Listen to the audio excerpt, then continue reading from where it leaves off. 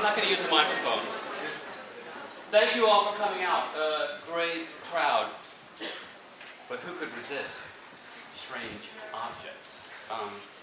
Very lucky. We have a terrific speaker tonight, David Ruy, who is teaching also a VC studio. David is doing kind of fascinating work. I don't think anybody else is doing anything quite like it. I've seen a couple of his lectures, and I'm really looking forward to this one. David is an architect and a theorist. He has an office, Ruy Klein. He practices in New York City. He's an associate professor at the Pratt Institute in New York. He has a very interesting background, and I think you'll see some of that revealed in the lecture. He studied philosophy as an undergraduate at St. John's College, and was very close to another famous graduate of the college, Graham Harman. And David is going to probably talk a little bit about the work of Graham Harman, and I may talk about it in a second a little bit as well. David also has an M.Arch from Columbia University, and has taught here, I guess, before, maybe 3-5 years ago? Yeah? 5 years. 5 years ago. And we're very, very, very happy he's back. We're doing a graduate seminar and some connected events this year that are connected to the work of Graham Harman, and a kind of a larger, interesting emergence in contemporary philosophy that is called speculative realism. Speculative realism. And David may talk a little bit about that. But there are two halves of this movement in philosophy, and both are very interesting. One is interested in ontology and is interested in objects, and in a sense, returning to some of the ambitions of phenomenology at the early part of the 20th century, something that influenced architecture criticism, the experience that we have of architecture, and did so for many, many, many years. But this return to some of the ambitions of phenomenology is very different. In fact, it's almost diametrically opposed to the work of, let's say, someone like Heidegger or Husserl. Not diametrically opposed, but it's different. There's another half of this philosophical emergence that won't be discussed directly here, but that's part of the discussion. And it's more about it to do with epistemology, more to do with knowledge. But there are two halves of it. One is concerned with knowledge, the other is concerned with objects. David's going to talk about a little bit about object-oriented ontology tonight, I think, a little bit.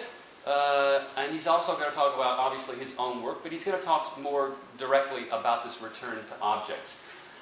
I think it's a fascinating, I think we're really in the middle of an incredibly interesting transition period out of the very tail ends of postmodernism and the understanding of architecture as communication. The whole affect discussion that we've heard a lot about that's connected to a lot of the digital fabrication 3D animation software. We're at the end of that, and we're moving into something, I think, quite different and exciting. A lot of people are interested in a return, or maybe it's not a return, but are interested in the real, in a very different kind of way than we have been before. Some people believe the real is about a return to the discipline. Some people believe the real is about the study of typology. Some people believe and find the real in a connection to politics.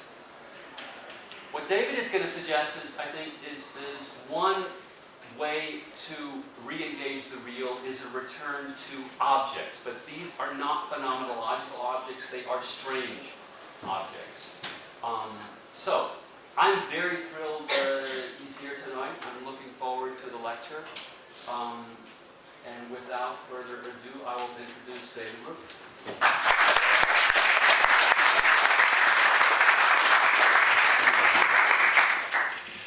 All right. Got to turn on the mic. All right. Thank you, Michael. I learned a couple of things from what you said just now. If Graham Harman is doing a kind of pure research, I think maybe a way you could think of what I'm going to show tonight is, I guess, the more applied research.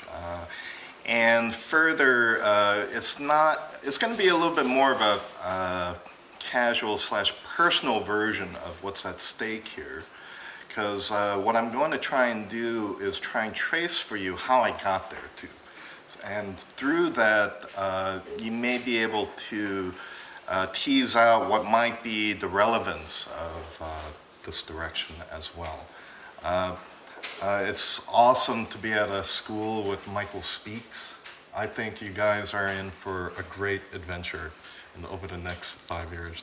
So let's see, returning to strange objects, the stipulation that it's a return to something not exactly about objects as we knew it, say, 100 years ago, is important because although a lot of the orientations and discourses about objects might sound similar, there are some crucial differences, and I am going to try and make that a little clearer.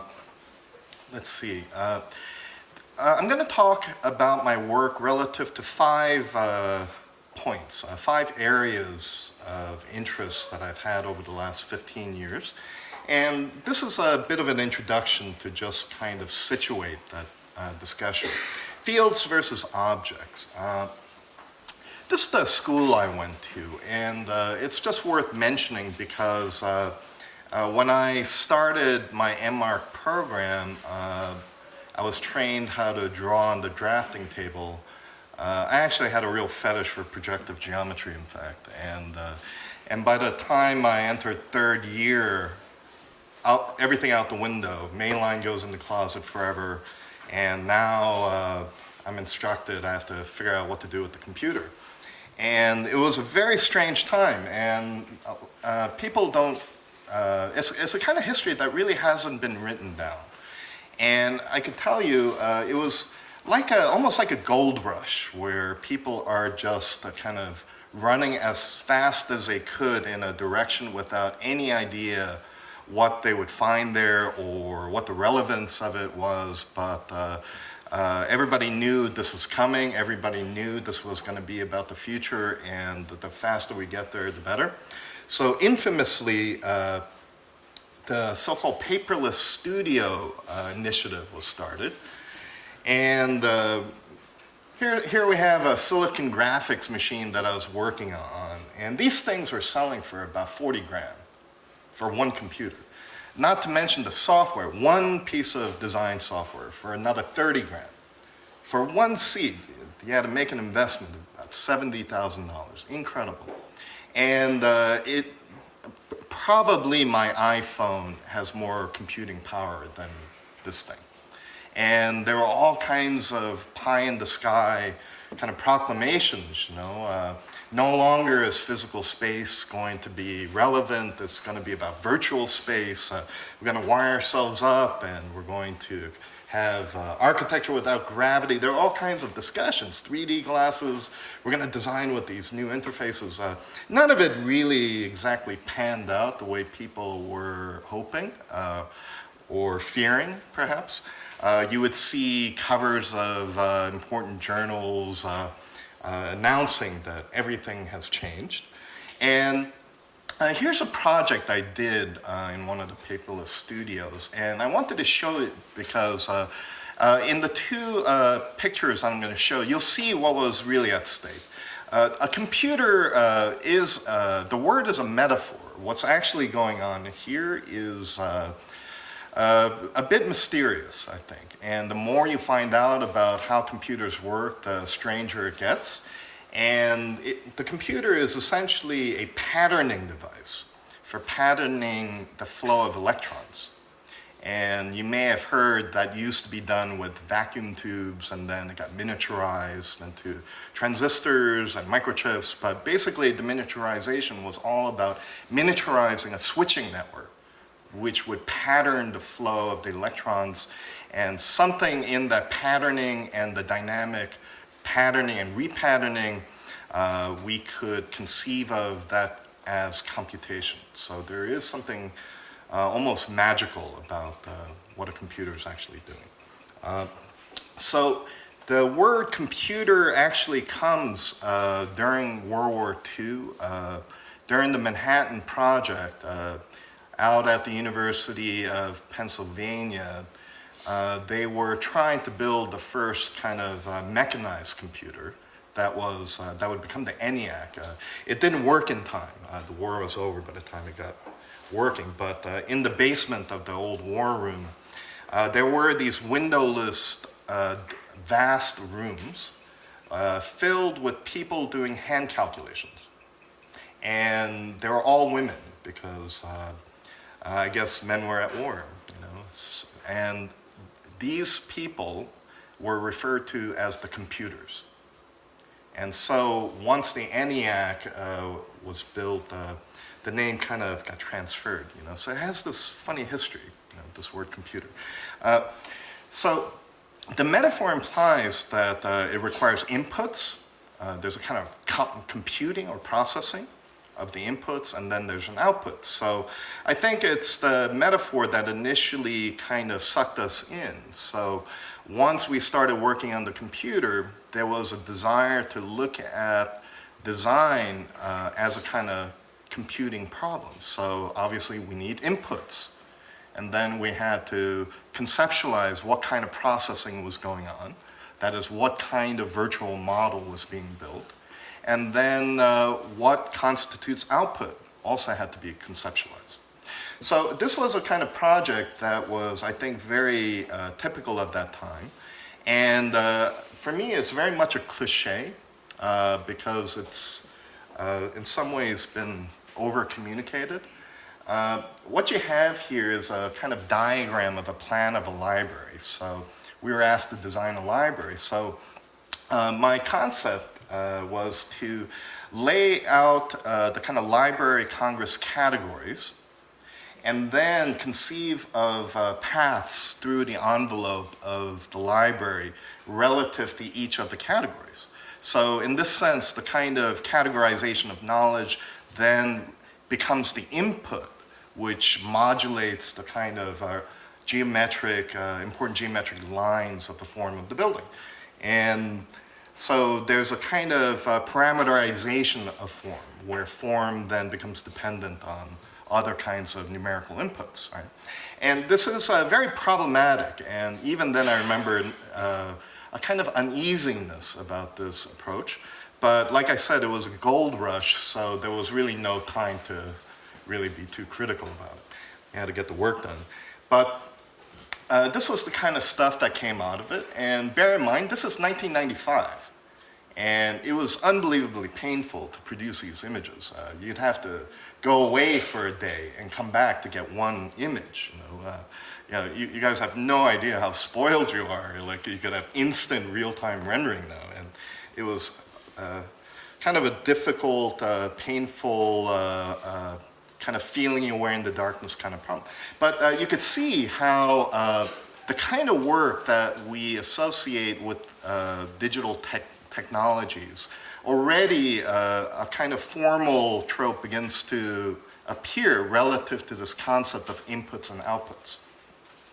The important thing here is to point out that the architectural object is a consequence of something else.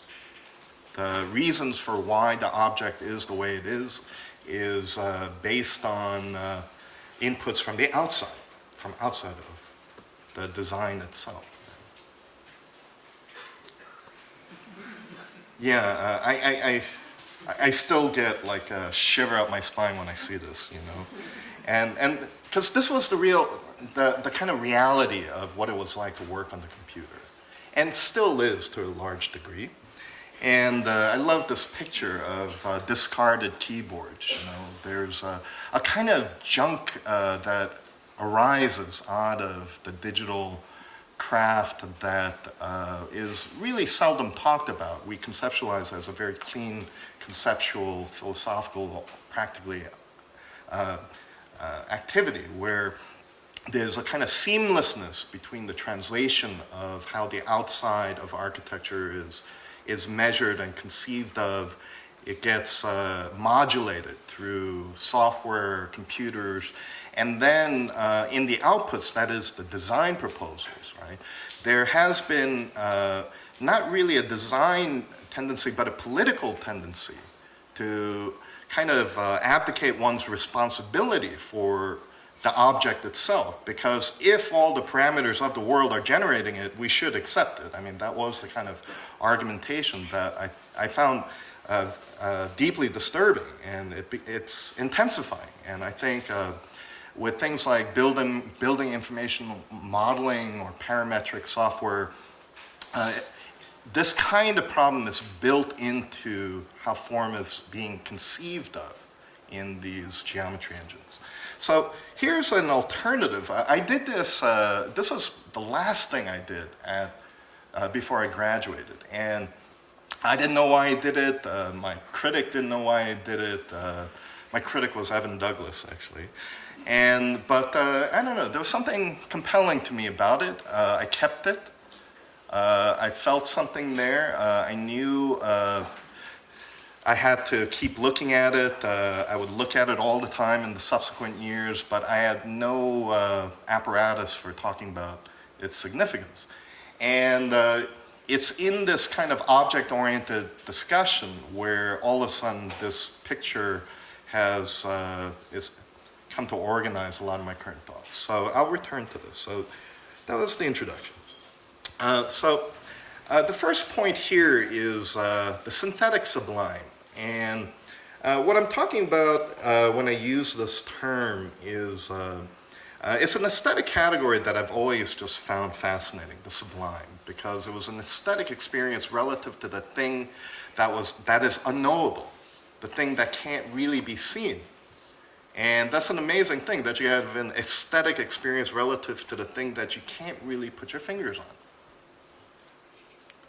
And it's been associated with nature, historically anyway, traditionally. So when I say nature, this is what you usually think of. You know, mountains, lakes, grass, deer, fish. But nature is not really just this. Nature is also the blood-bellied jellyfish, it's slime mold, it's viruses, it's bacteria, and probably the thing we strangely never seem to think about, us. We're nature. Whatever nature is, if nature is there, we're nature too. I mean, how could we possibly deny that? And so I started becoming interested in 19th century landscape painting.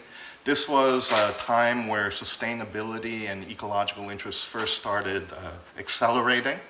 And accelerating in ways that I often found problematic. Sometimes it seemed, you see contradictions like the amount of energy you need overall to recycle the plastic ends up having a kind of net gain and carbon footprint. Those kinds of ironies, are kind of built into the problem of sustainability. So I started thinking quite a bit about this, and it centered on finally what I thought was a peculiar aesthetic interest that we have relative to nature. Those who love nature are often not that interested in what's actually in the lake. It's more the pictorial condition and the experience of it that we're more drawn to. In our century and this past century, we discover odd things, So if you zoom in, in a scene like this, you might see something like this,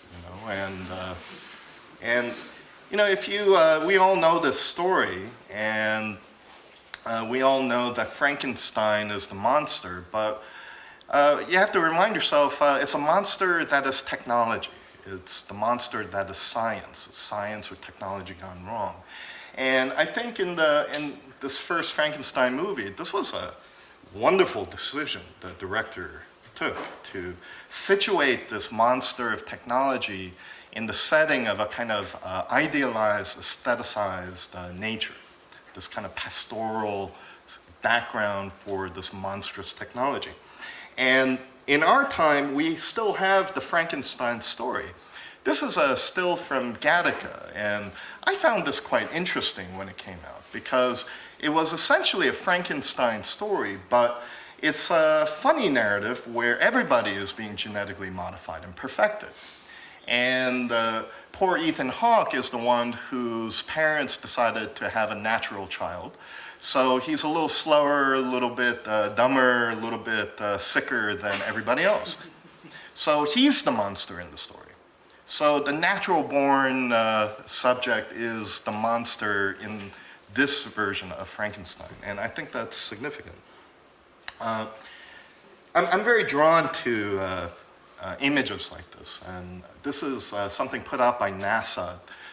They've been filming videos from our satellites, and it's quite stunning because the mental image we might have of the natural planet might actually, in fact, just be in our heads. And you see, especially when it flies over the cities, the degree to which we have altered the surface.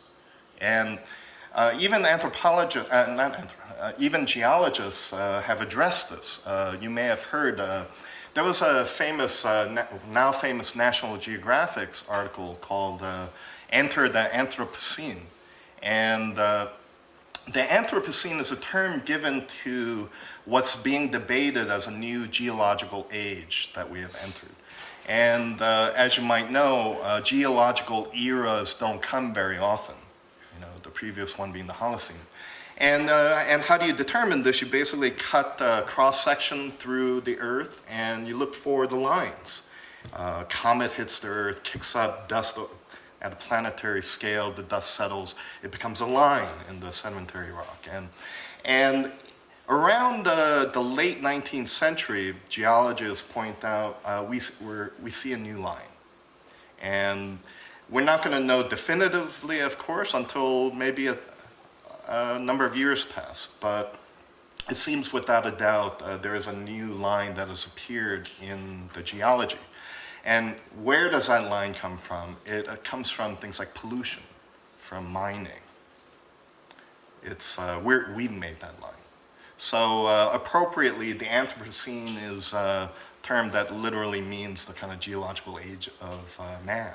You know? So civilization is altering now, the actual physical Earth. So, you know, over the years, you know, I was amazed by objects like this and did my own kind of admittedly geek research into how something like a solar panel actually works.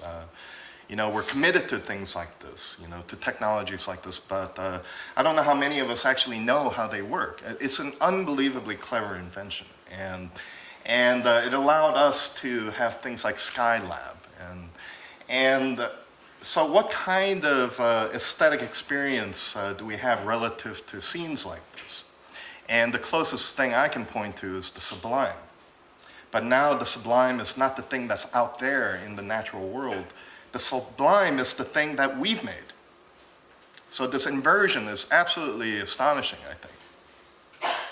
And as an architect, then, you know, it's troubling that when technologies like that come down to us, somehow we seem, as architects, we seem to be caught in between problems, and it hasn't really been fully understood, you know, what our apparatuses for dealing with things like this. Oftentimes it strikes me, especially when I see the buildings on top of the Large Hadron Collider at CERN. You may have heard about this. This is the giant 10-kilometer diameter donut filled with magnets that's accelerating neutrons for the purpose of, rather protons, for the purpose of what? Recreating in miniature the Big Bang. That's what that thing is for. And the amount of money it took to build this thing is absolutely incredible.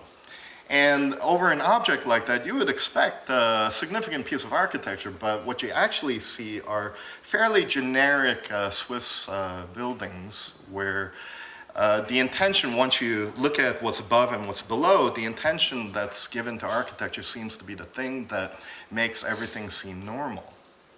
You know, the job seems to be to hide what's actually going on.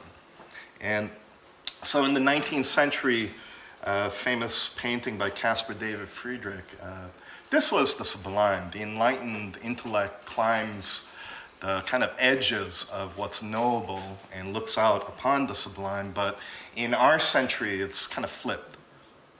And what we're looking at is the thing that we have done. And this is the thing that I don't think we still have, I don't think we've properly conceptualized this switch. So a lot of the early digital based work that I was doing as a kind of developing young designer was kind of centering around some of these issues. Instead of looking for a new instrument, what I was actually in search of was a new form of expression that would be germane to these kind of catastrophic shifts in technological presence. And some were better than others, but it's really the kind of work of a studio. Just you get an idea, you try it out, see what happens. And it led to some interesting results at times. The second point here comes out of this first one. In the desire to understand the concept of nature more fully, and simultaneously the computer that I was using every day now, I started researching the history of the computer and what computer scientists were working on at the time in conceptualizing the limits of computation. And I came across this concept of irreducible complexity. And this goes with this other concept referred to as algorithmic randomness. The author that I became very interested in was Gregory Chaitin, who's been working at the Thomas Watson Center for years. And he came up with a very unique definition of the word random. So that doesn't look very random. And this one, maybe less random, a little bit more random, but you could almost imagine that you could find some kind of hidden pattern here.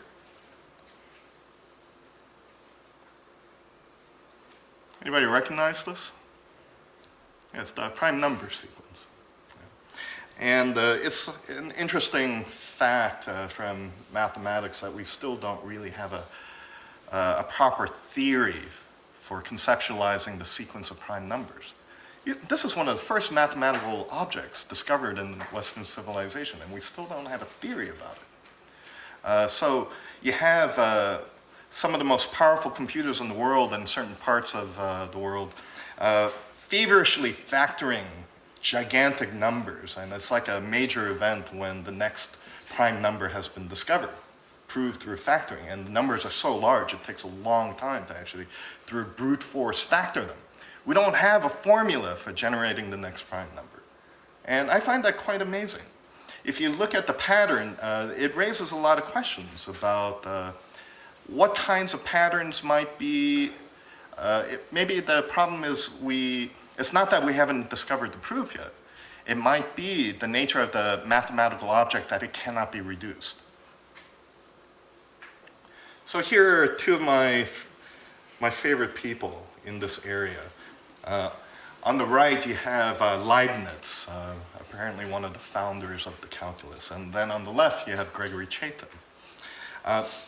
Gregory Chaitin points out an interesting but obscure passage in Leibniz's Discourse on Metaphysics.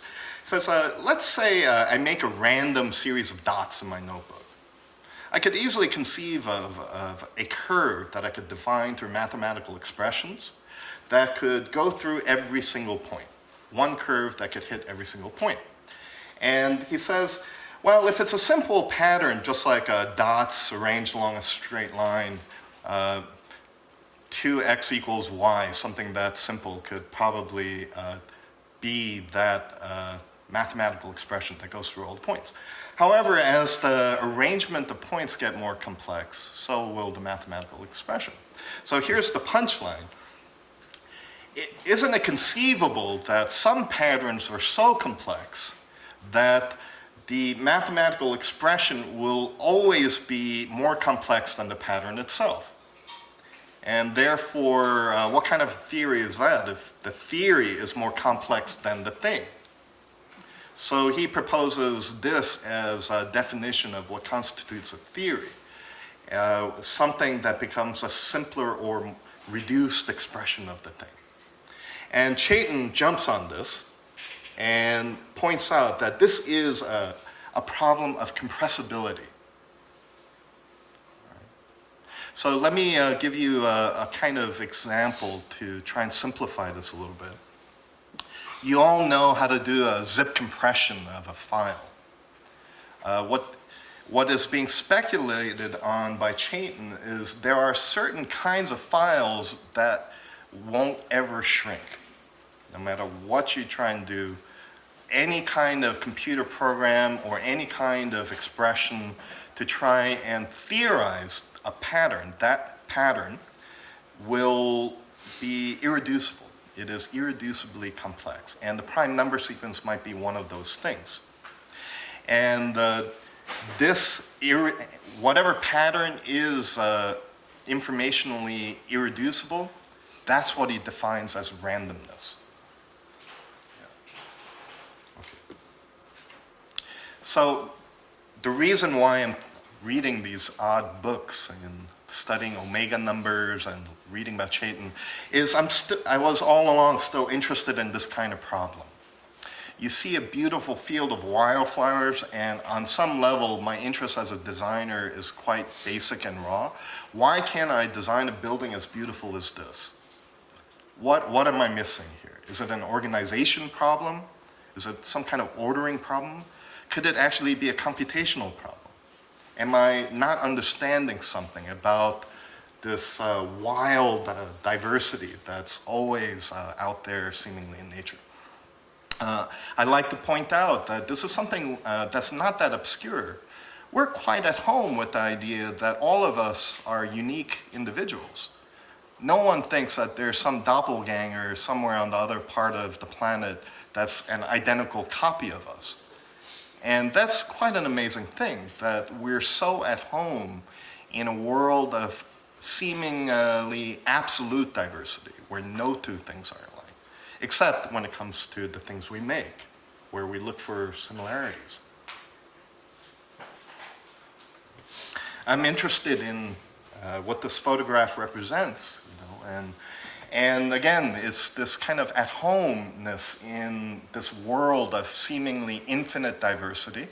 This is the bird archive at the Natural History Museum, and cute woman, tending to them. And also, the other thing to notice here is the boxes. We make boxes for everything, and that, I think, is something I find closer to how architecture has been conceived of than what the birds represent.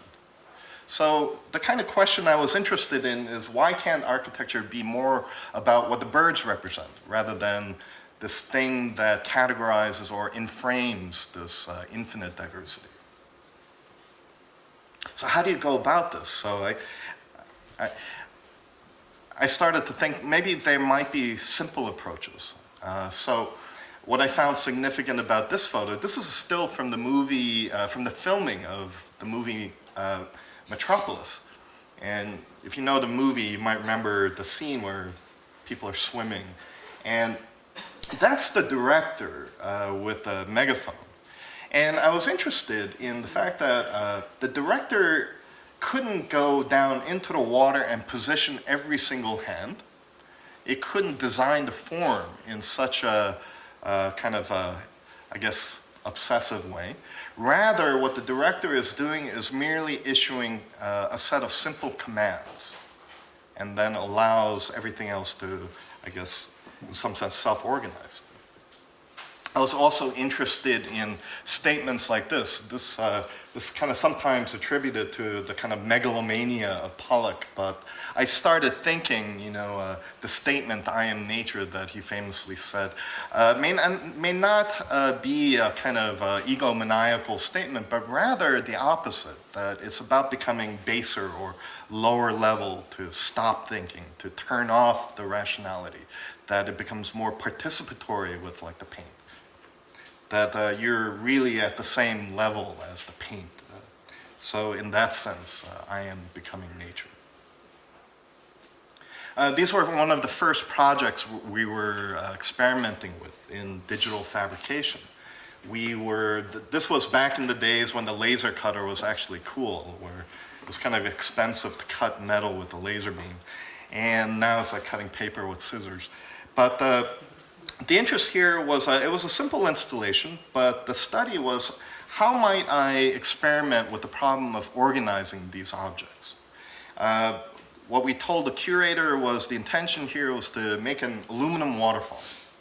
And then, but behind the scenes, the interest was actually about how to organize objects so that it could begin to, I don't know, feel like something that belongs to nature as opposed to composed. And this is when we first started experimenting with some esoteric algorithmic methods, writing scripts, to have everything belong to a family of a different type. No two families are alike. And then things aggregate in a somewhat more unusual way.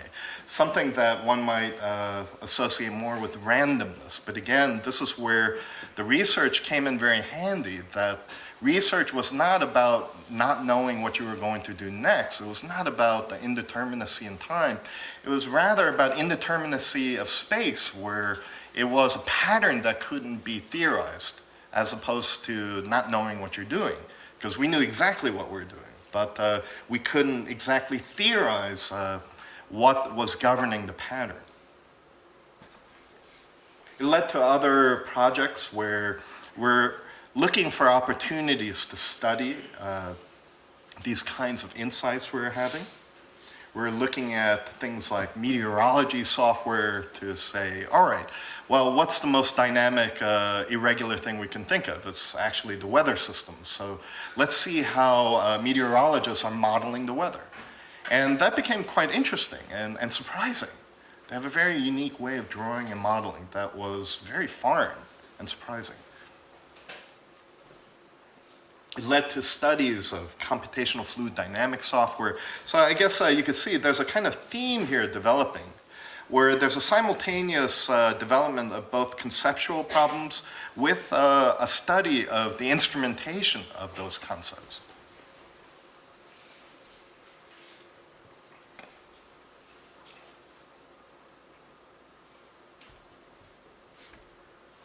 I'm going through these things fast because these are largely old projects, and more to illustrate the ideas here. At the end, I'll focus on two projects that are recent, our most recent ones.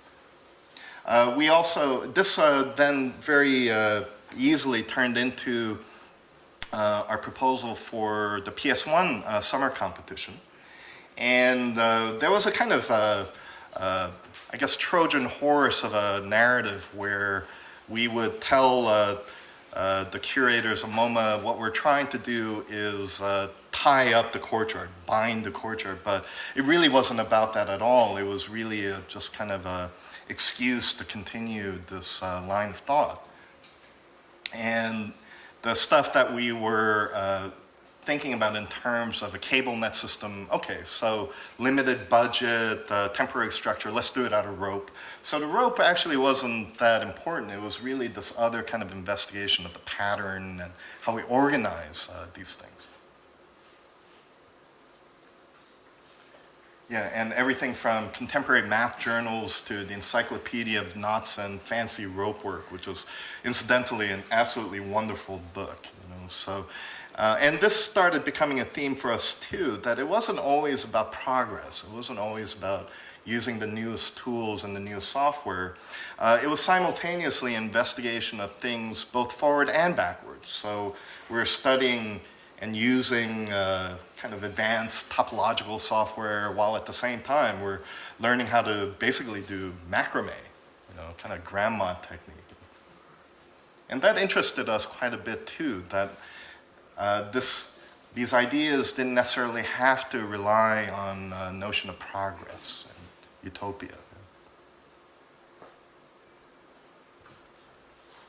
This turns out to be a story that repeated itself. And I discovered this funny thing where Turner, who I absolutely love as a painter, and again, you can see the interest in the sublime, and what's more emblematic of the 19th century sublime than the steamboat painting by Turner. But there's a funny story about this. If you compare this painting to this masterpiece that we know so well, to the paintings he was doing just before, the brush strokes were very different. He went from a kind of blotting technique, a kind of smearing technique, to this seemingly draftsman-like, very precise technique, where the brush strokes seemed to be describing a very discernible field. And this was no accident. It turns out he was friends with Michael Faraday and was obsessed by these new drawings of this kind of discovery that out there space is filled with electromagnetic fields. And so this idea of this kind of all-encompassing field and objects are merely a kind of momentary event in the universal field became a kind of obsession.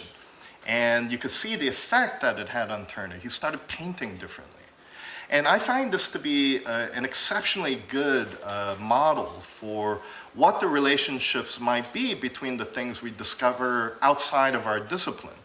That it's not a direct translation, but there, you could see in this example, there's a very distinct influence. However, Turner's influence has nothing to do with electromagnetic fields. Turner's achievement was an entirely painterly achievement. However, it doesn't preclude the fact that there was influence there. And I think this is, for me, this was a very optimistic scenario for how we might place our attention elsewhere and learn from it. And it affects us, but still we're operating within what we do.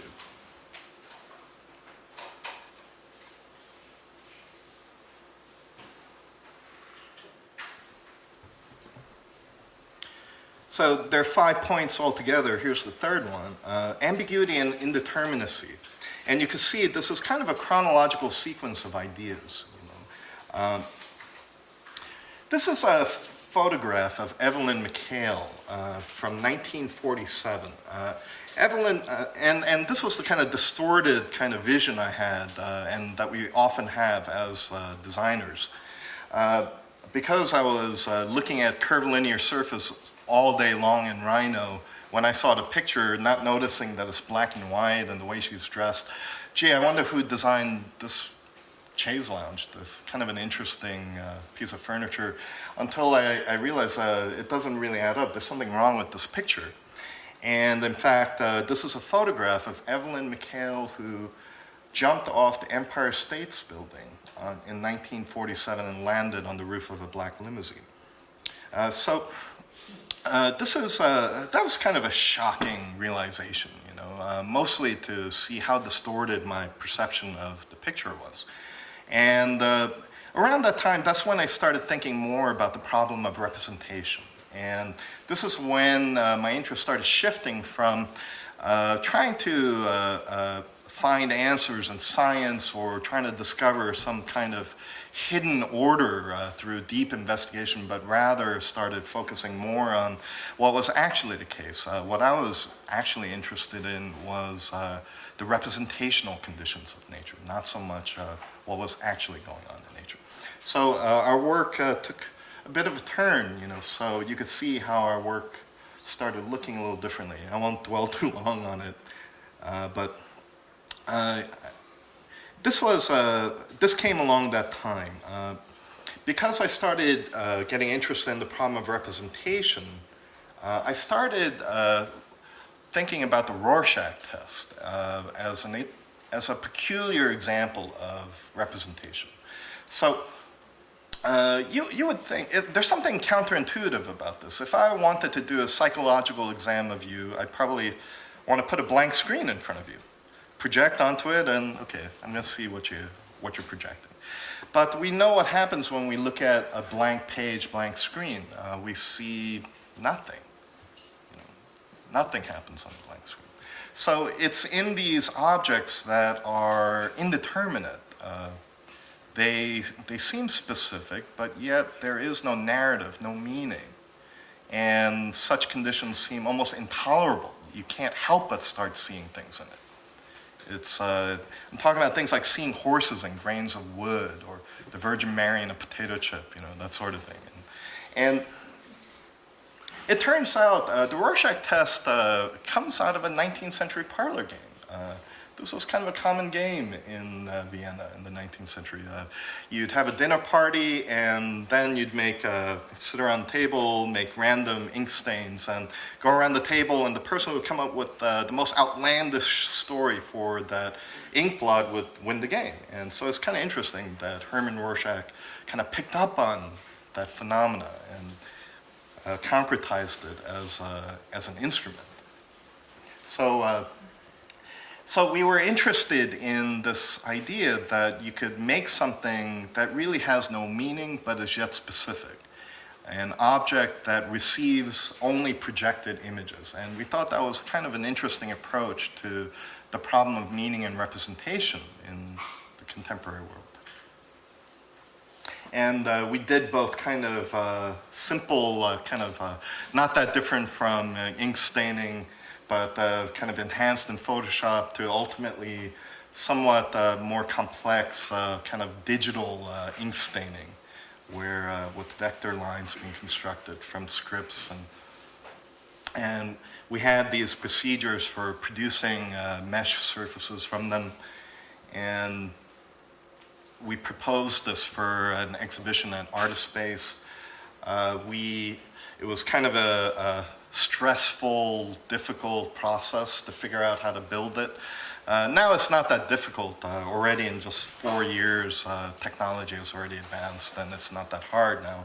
But back then, to get this kind of detail, we went up and down the East Coast going to shops, and they basically looked at our file and said, get the heck out of here, you crazy person. And it's impossible. And until we found somebody as crazy as us that took it almost as a kind of challenge. And they were making parts for NASA, and this guy was committed to try and mill this thing. These are tool paths for that form. So the blue stuff is just densely packed parallel lines, and the red lines are where the tool kind of jumps up and moves to another area. And that's what we ended up with. So what's developing here is in concert between the conceptualization and the instrumentation. We're simultaneously trying to explore the expressive possibilities of both new tools and new ideas. And so these were other related pieces we did. These were printed by a company called EOS. They're originally an offshoot of BMW, and they're trying to address the holy grail of manufacturing, which is moldless manufacturing. That you could basically print the part that goes into the car or the engine, whatever. And so these objects are printed in this amazing machine. The machine itself costs about $500,000, and it prints in metals, in composite metals. So these are aluminum nylon. They were doing it for us for nothing, because they were just curious. Could this guy actually come up with some architectural application for this insane stuff? And I think their hope is if you could come up with a great idea, then theoretically you can make and sell more machines, and the cost will come down. Then it won't be the most expensive house in the world made out of this stuff, so on. And we were looking at some older stuff. We're looking at things like Sullivan, and his treatise on ornamentation, I noticed, strangely resembled mesh-based modeling if you actually look at what he draws as opposed to what he actually writes. which is kind of mystical in nature, the seed germs and stuff like that. And so you could see like a kind of progressive subdivision of a pentagon and circle becoming that, and there's quite a leap there, of course. But there's kind of tradition here in the ornamental areas of architecture where this kind of impersonal expression seemed to already have been studied. Even though they're kind of leaves and angels in Sullivan's ornament, it's not really about leaves and angels, but rather about this kind of intense expression and reorganization of matter. And we're also obviously looking at Frank Lloyd Wright's textile blockhouses when we're making these kind of aluminum nylon composite 3D printed blocks. And what interested me so much about this, and we know a little bit about how simple this idea was, to kind of really elegant idea for multiplying this kind of expressive unit. And you just kind of cast it onto sand and then wrap it with thin rebar. It didn't work very well. You could probably only build like this in Los Angeles, where there's no moisture. But it resulted in this strange architectural object, which is difficult and has been difficult to locate in a historical period. People say it looks like a Mayan temple or a spaceship or who knows, but it's just amazing that this house has been the movie set for everything from Blade Runner to House on Haunted Hill. And so there's something about this that is a kind of amazing empty signifier, that it seems to lack a kind of narrative content. It seems to be, the more you try and understand it, the more this architectural object seems to be running away from you. But at the same time, it receives projected narratives. So finally, about objects. This is when I started to get to know Graham Harman again after not seeing him for 10 years. And it was to my surprise. The way I connected with him again was, it was actually during the change in government in Cairo that I was kind of obsessively reading blogs, trying to figure out what's actually going on in Cairo.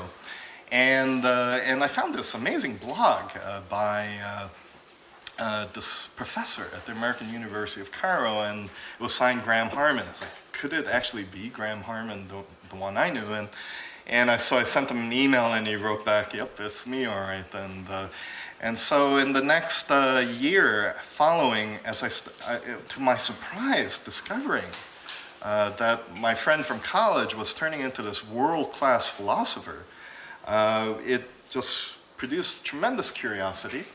And I made it my mission to get to know his work, and he likewise. And I think both of our surprise, we were really moving in parallel directions all along since college. Him in philosophy, me through architecture.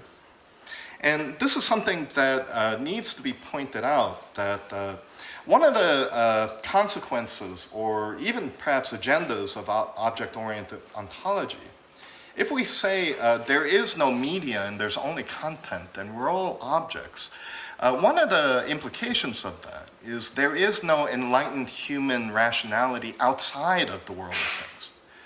What we call the enlightened human rationality is also a thing. It's also an object that is in a strange relationship to other things. I love this old drawing, and this is kind of an unusual one because if you look closely, the figure of Christ is holding a compass.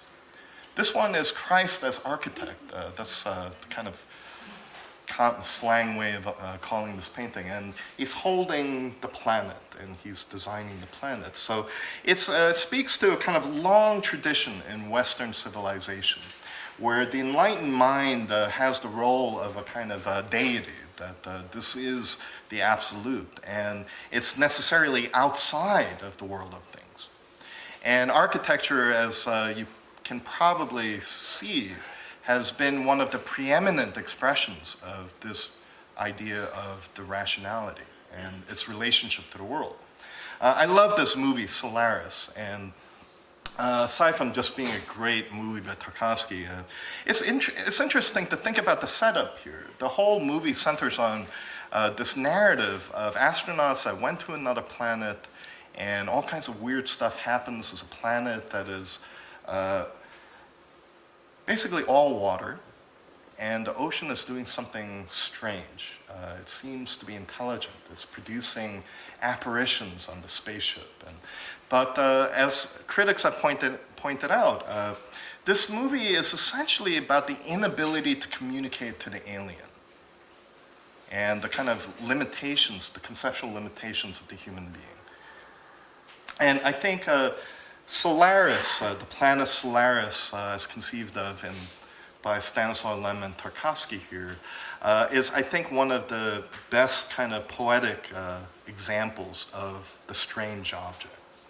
But I think what Harman is putting forward is that this isn't some faraway planet.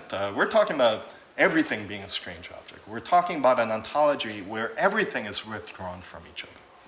So here are the famous four speculative realists from left to right. You have Ian Hamilton Grant, who's at the University of Bristol. You have my buddy Graham Harman there, who's at the American University of Cairo.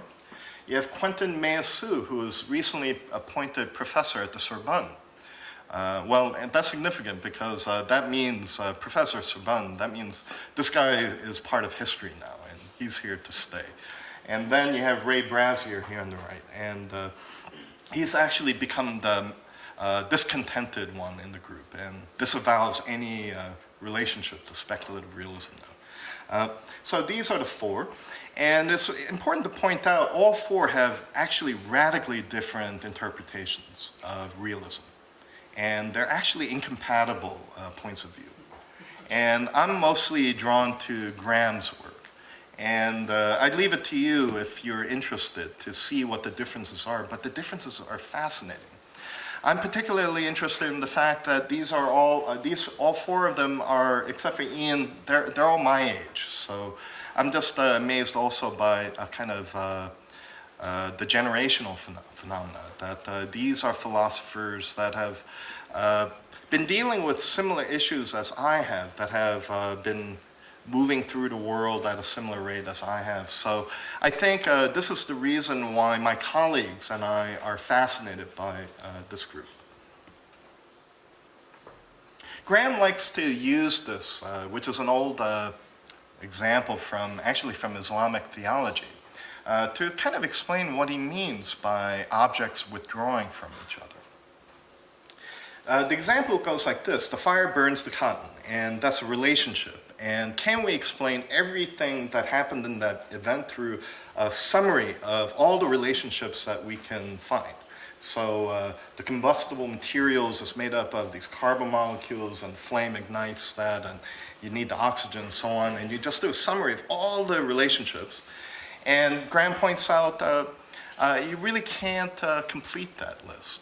And so when the fire burdens the cotton, it really doesn't have anything to do with, for example, the cotton being white, or the cotton being lightweight, or being made out of fibers, or it came out of this package or that package. The relationship within the event really doesn't exhaust all the things that are part of what that object is. So this is what he means where the object is kind of running away from each other. That is I guess, aspects of the reality of the cotton that had nothing to do with fire really is withdrawn from this other object that is the match. So relationships alone cannot account for the interaction of objects. And objects cannot be fully expressed in any relationship with another object. So this gets interesting, I think, when you start asking questions like, well, what kind of object then is a building? And what kind of object is a project before you build it? What kind of object am I as an architect? What kind of object is the computer? Are some of these things not genuine objects, but kind of packaged things that merely have a kind of metaphor or look of an object, but it's actually many things? To what degree can we actually reduce it down? So Graham has a kind of simple explanation for what then constitutes a real object. A real object is the thing that simply cannot be reduced down or up. And this is what he means by being reduced down. I don't have to think that this is a real bottle, because what's actually real are the water molecules and the kind of polyethylene chains that make the bottle. So it's made up of these things that are real, these kind of microscopic pieces that are assembled into this form. But the actual object in my hand is actually not real. That's a kind of illusion. You may think there's an object here, but it's actually not a real object. The atoms and the stuff underneath it, we could reduce it down to these actual objects that are beneath it. And Graham says, well, there's something kind of odd about that. If we're to think anything is real, it actually should be the thing in front of us, not some hypothetical things that we're only aware of through relationships.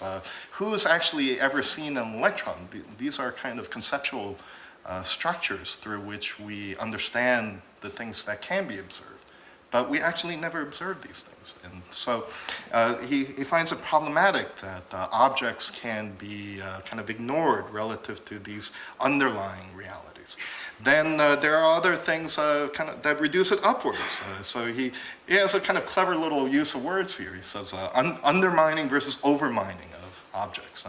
And how do you overmine? Well, the object's not important. What's important is that this is a product of capitalist culture. It looks this way because the light's reflecting on it. It's water, and water has some kind of narrative structure for me. So all of these other relationships that I might have to it, these are more important. That's the reality of the object, not the thing. So Graham I think, has made a wonderful contribution here to analyze it in this kind of amazing way, this kind of succinct way of undermining and overmining of objects as a kind of amazing summary of almost 3,000 years of Western philosophy. And he asked the question, should we not actually try and conceive of the object itself? And that excited me tremendously because, as you could see, and this is why I tell this kind of long story, backstory to all of this, is it's something that was always a complaint or discomfort I had with not paying attention to the architectural object itself, and rather paying more attention to all of the contingencies of the architectural object. That is the traffic flow or the programming or how much money the client has or history, which expects the thing to look a certain way. All of these things are external to the architectural object. And so why do we persist in believing that the architectural object should be the consequence of these other things? Why do we have to undermine and overmine the architectural thing? And it's such a long history of undermining and overmining. We may not even know how to conceive of looking at the architectural object itself. We don't even know how to do that. And I, for one, I'm not sure I know how to do that. And most interestingly, it's the relationship of the architect as the object relative to the buildings. And I always loved this picture, this was the Beaux-Arts ball, and this kind of transmogrification of, like a Van Allen into the Chrysler building, it's this odd relationship we have, when we're designing things. We have this mythology that is Christ as architect, this kind of deified rationality that is outside the world of things, and we're giving form to formless matter. And all of these things, the moment you look at it a little bit, it just crumbles. It's mythological. And meanwhile, there are some great architectural objects that have been built. And I want to give some priority to this and not see this through, say, a Marxist critique that looks at socioeconomic forces being brought to bear on the town of Beauvais. And I want to consider the thing itself and why it is so strange. Anyone who's been to see this building, it's got a totally bizarre presence in the city. And it's a strange presence that I love about architecture. It's the thing that I think initially drew me towards the problem of architecture to begin with. And it's shocking that we don't really have the conceptual apparatus to consider it in and of itself. So this is the final point here.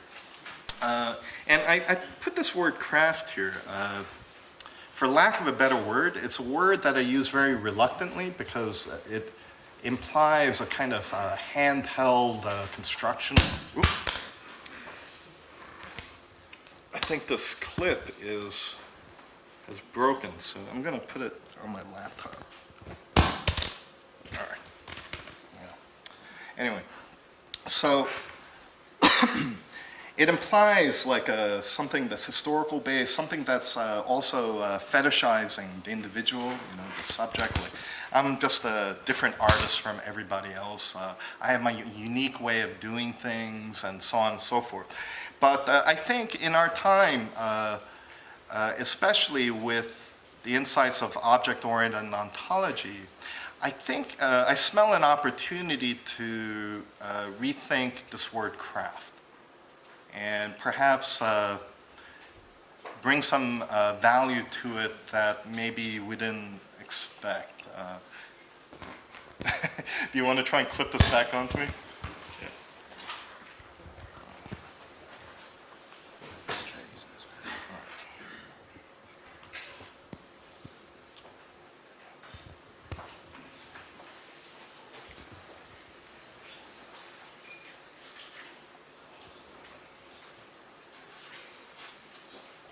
All right. Well, I'm going to keep talking because it's already getting a little late.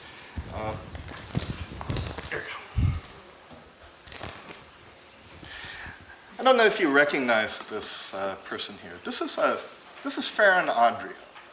I'm amazed by his practice. Farron Adria is blamed for this thing that's happened in the world of cuisine called molecular gastronomy. I was particularly interested in it because the kind of criticisms that are given to him were strangely reminiscent of the criticisms that I had been receiving for using the computer or being interested in science and so on, being a kind of anti-humanist.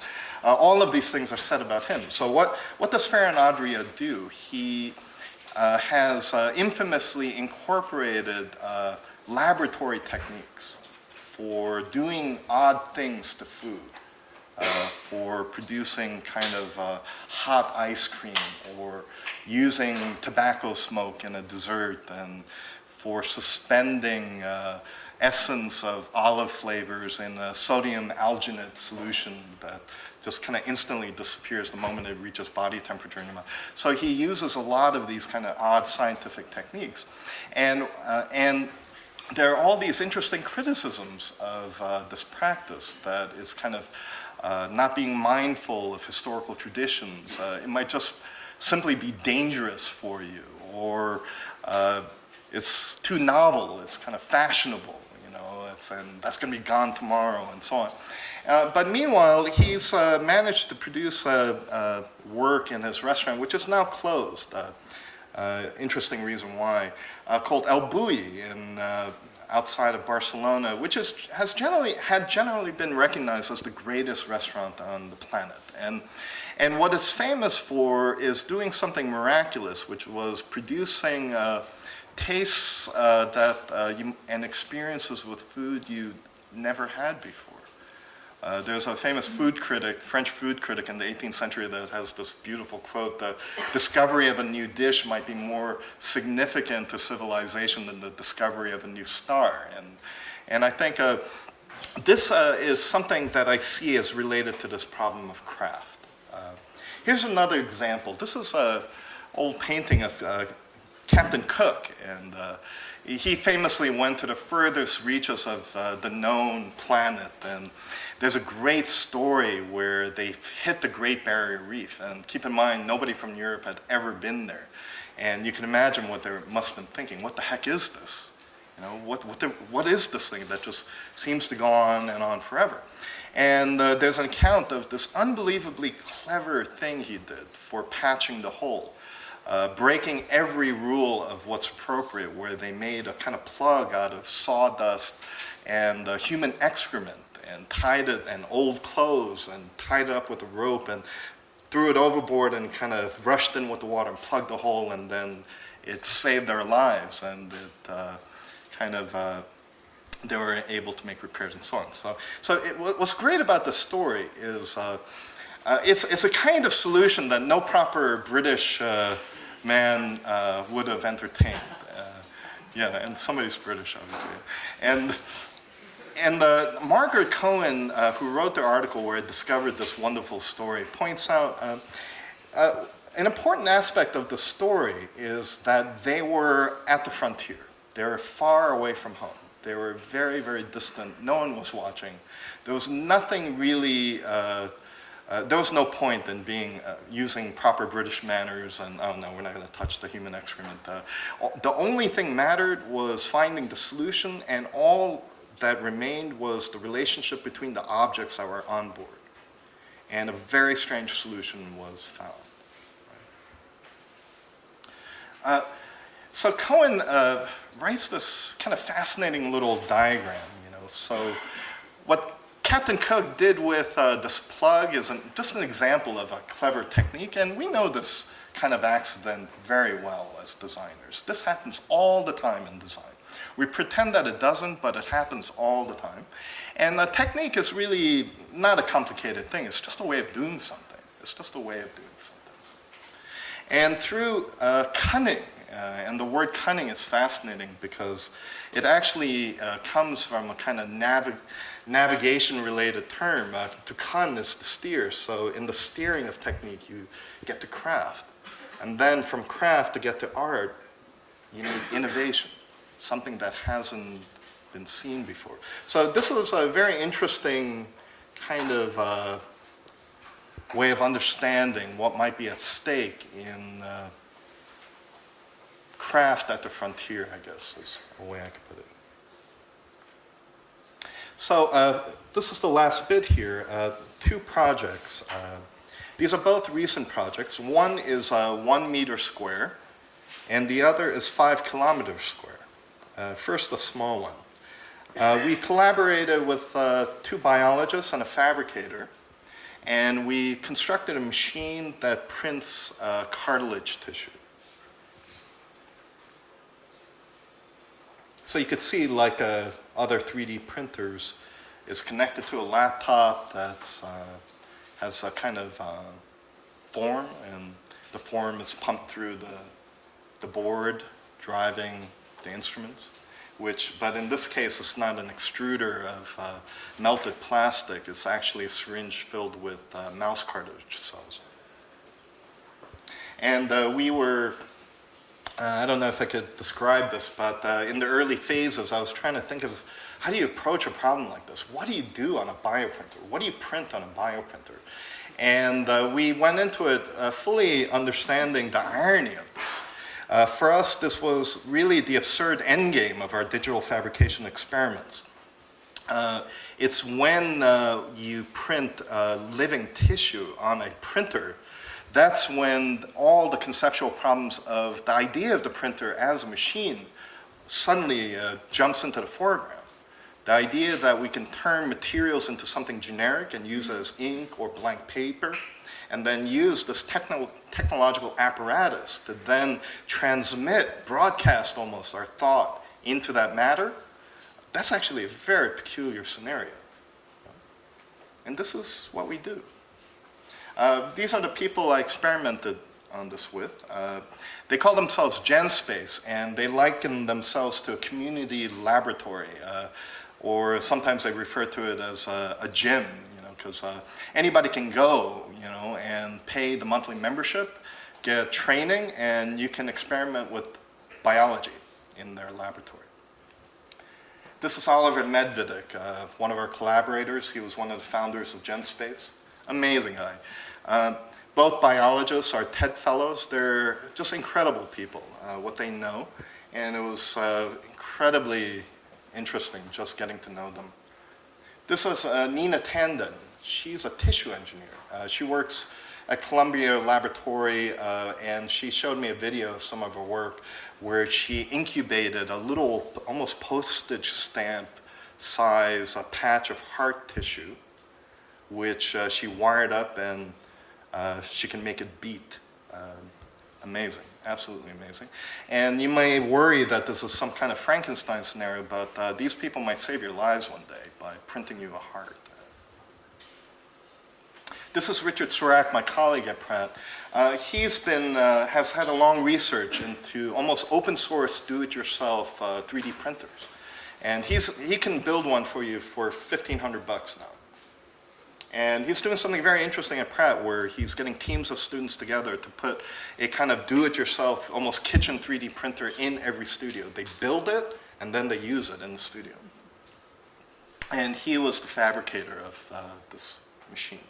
It's quite interesting because his 3D printers were printing the parts for our bioprinters. So it's like a machine making machines, which is also quite interesting. These are some of the parts just laid out. And we did all the lab work training my students at Pratt. So these are all architecture students that had to get lab training. And they were great. And it was a testament to the kind of capacity of the architectural design intelligence and what it's actually capable of doing, even beyond making of buildings. So it was Nina who you see incubating some cells here. What she's essentially doing is preparing the ink.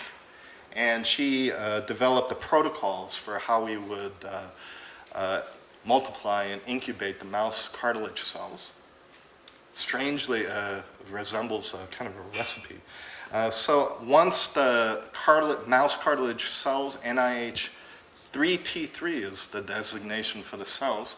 After we incubate enough of it, we use this thing, which is a scaffolding made out of collagen. It's an amazing thing, which basically is like a sponge that soaks up the mouse cartilage suspended in liquid solution.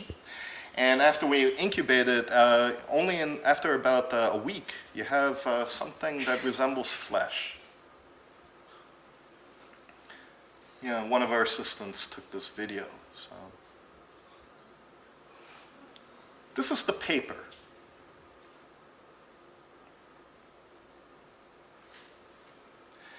And it's living tissue, so it dies. So here's one that died. And our assistants were really amazing. They gave them names, and they talked about the incubation period as a kind of babysitting. We had to go to the lab to babysit the cells. The whole thing was surreal, very strange. And again, the strangeness of all of this brings into focus what is actually strange about the concept of printing and the concept of generic matter. And we thought by doing this and using live cells, it really brings to the foreground these other conceptual problems. So ultimately, my interest was really not in the application of this stuff. Nina and Oliver, they're quite serious about this, and they're doing some really incredible, groundbreaking medical research. And Richard is doing incredible technological research into instrumentation of 3D printing. But my interest was much more conceptual. And my interest was in questioning the idea that anything can be generic to begin with. That is, we have media which have no bias, and we have our thought, and we broadcast our thought through the media. We get form to formless matter. And I think this is what begins to crumble and is addressed by object-oriented ontology. It's a way of thinking where it doesn't necessitate our conceptualization of the world outside as a world outside. If it is outside, everything is outside from each other, or you could say everything is inside at that point.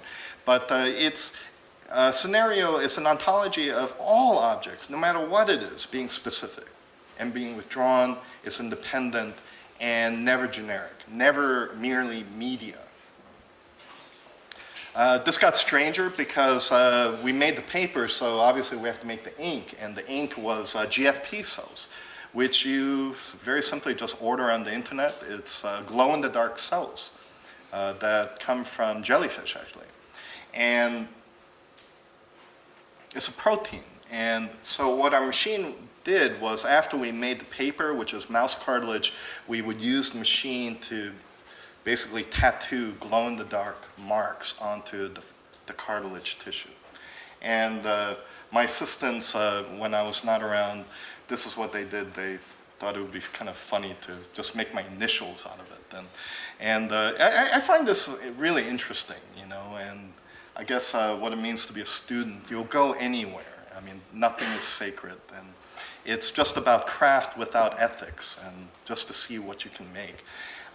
Later on, this is where we left off. This piece is, the whole thing is at the Frac Center now, at a big show in Orléans.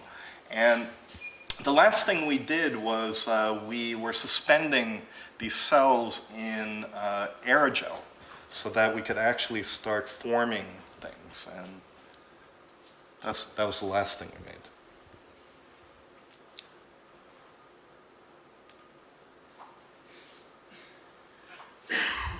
I'm going to skip this because I should probably wrap up. So this is the last project. This is the thing that we just started working on a month ago. This picture that I showed before. This is Bristol Bay. This is where we're actually starting to do some work. I met somebody who, it's kind of a long story, but basically we got to know this company, Tidal Electric.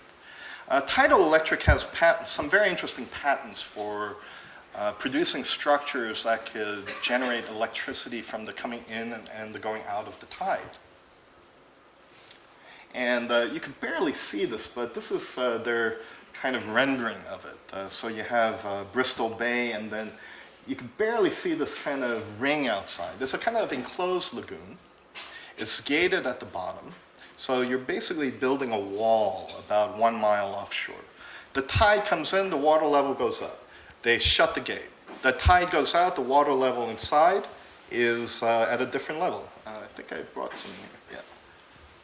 So tide goes out, and then they open the gate, and as the water starts pushing out, great kinetic energy that's then trapped there, then powers turbines at the base of the enclosure. The walls are, and cross-section through it, and the walls are made out of this kind of scheme where in these geotextile tubes, natural silt is pumped through it and made tents, and then the whole thing is armored with just rocks and concrete that get piled on top. But essentially about building a wall. And the cost, as you can see, is really in the building of this wall structure. Once it's complete, there's money, I guess, from maintaining the turbines, but essentially it's free electricity at that point. You're basically harnessing the kinetic energy of the tides to generate the power generators. Interestingly enough, if you had, we're exploring ideas where you have lagoons within lagoons, and so you don't have to release all of them all at once. So you could regulate the kind of throughput of the conversion of the kinetic energy, where lagoons, like big pieces of enclosed water, are essentially turned into batteries for storing that kinetic energy. So transforming a landscape into an electrical device with batteries is just a spectacularly interesting idea, I think. And so we were approached by them because what they want to do is not have this hydroelectric machine be some ugly machine, something that has to be roped off. We don't want to look at it. They wanted to experiment with us, see if we could design something relative to this, so that they can make the argument that this can also be a cultural object. And obviously, you know from the circle, these are just some examples of other kinds of impoundment structures that have been built in the past. Yeah. So obviously, you know the circle is a kind of minimum circumference relative to surface area. So obviously, to minimize the cost of construction, you make a perfect circle. So if engineering efficiency is what's driving this, it's all about making that circle. Any deviation from circle, which somehow you could relate to it becoming more excessive and more opportune for other kinds of narratives, that produces a cost. The price tag keeps going up. So these are just the initial stages, and these are quite large. We're talking about a 5-kilometer square area that we're proposing. And they're proposing these things for remote regions where it's very, very difficult, nearly impossible to bring electricity to these areas.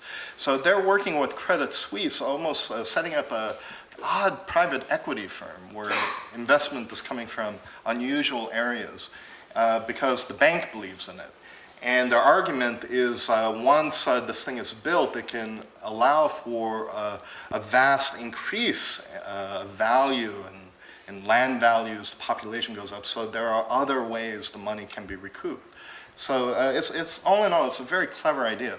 This is what we're doing. We're looking at, so you could see what, given our interest in these problems of the aestheticization of nature and the problem of instrumentation, this project that came in is almost too good to be true. I mean, we're incredibly excited about this. So we're making not circles, but patterns like this. So we're looking at major lagoons and minor ones. So the minor ones are the batteries that I was speaking of.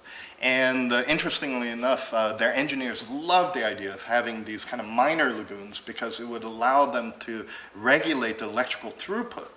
And so you could have constant supply of energy. So it's an interesting example of how it may become less efficient in one respect, but more efficient in some other way. We're also looking at, you could barely see this drawing, but so we're studying the vectors of the tides and where gates would have to be placed for an unusual shape like this. If it's a circle, it's pretty easy to figure out, but when the shape is so irregular, then it becomes that much more difficult. And to think that for something this large, you gotta have a wiring diagram is just an amazing, amazing problem. And this is where I get most interested because here's an image. This is just a study, and we're very interested in this kind of hyperreal kind of style of rendering, where we're using these kind of genres that we've grown very used to, like Google Earth, but using the kind of peculiar look of satellite photographs as almost a rendering style. And what you see here is this kind of small town, and all of these small towns up in the remote regions of Alaska are built around airports because that's the only way to get there. And so the strip of the airport kind of continues on what becomes like the main street of the town. So we're looking at how to play off the axis, and we have these features that obviously we're trying to make it look like it blends completely into everything else. But then there are other areas that are totally artificial, that kind of symmetrical area where it almost turns into kind of a decorative form. So this is the kind of work that's happening in our office right now. What we're essentially doing is we're producing work for them that they then need to make their arguments when they speak to the local governments about the possibilities of this thing. So in many respects, it's a very unusual kind of activity, I think, for an architect, but ultimately we find ourselves using what we know how to do as architects to do the project. So even though the process is getting strange and the object is strange, it's still architecture as I see it. And ultimately, the reason why I end with these two projects, the bioprinter and this tidal electric lagoon, these are the kind of strange objects I'm interested in. And I am most interested these days in asking what can constitute an architectural object in the future. So with that, that's my last slide, and thank you for staying.